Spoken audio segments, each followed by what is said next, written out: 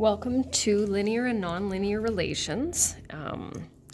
This is where you just need to decide, looking at a graph, table of values, or an equation, if it's linear or not. So we're just going to do this in 3 separate sections, and we'll start with the graph. So here is how we can decide if it's linear by a graph. A graph is linear if the points form a single straight line. And so that means it doesn't matter if the points are joined or not. So you can see here, and the font is so small I don't even know what's being compared, but that doesn't matter. We just look at the dots, and if they are in a single straight line, which they are, then we know that it will be linear. Okay.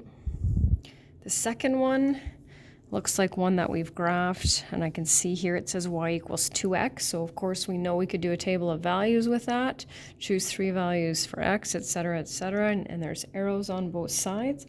So that one is also linear. This third one here is what you'll be studying in Foundations 20 and Pre-Calculus 20. Just need to put some arrows on that. So clearly we can tell it's not a straight line at all. So it is non-linear. And in this next one, you can see we have dots all over the place. So we have all these different line segments, but they don't form a single straight line.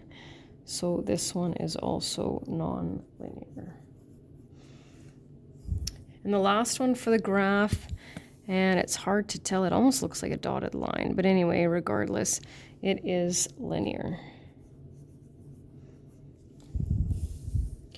So the next step is a table of values.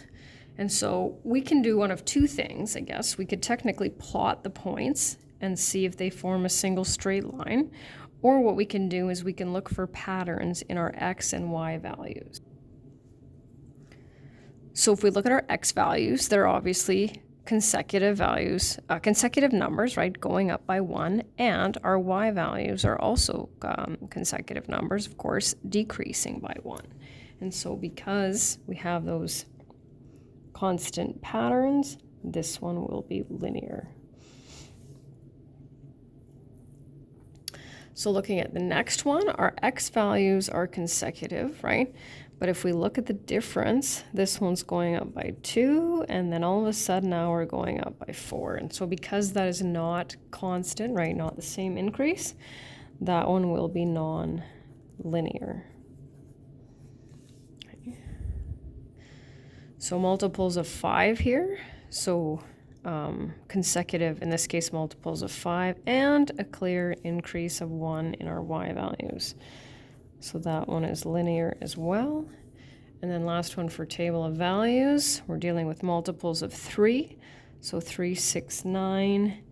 And here we have an increase of 1 and an increase of 3. So because that is not the same, also non-linear. And for the last one, dealing with equations.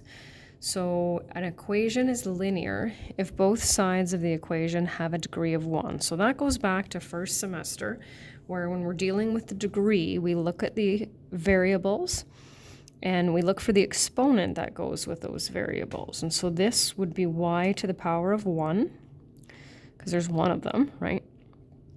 X to the power of 1. So it says an equation is linear if both sides have a degree of 1. Left side degree of 1, right side degree of 1. So there we go. Next one. Left side has a degree of 1, but the right side has a degree of 2. So that's nonlinear.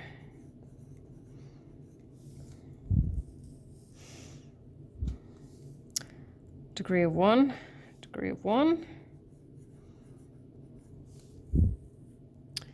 And degree of 1, degree of 3.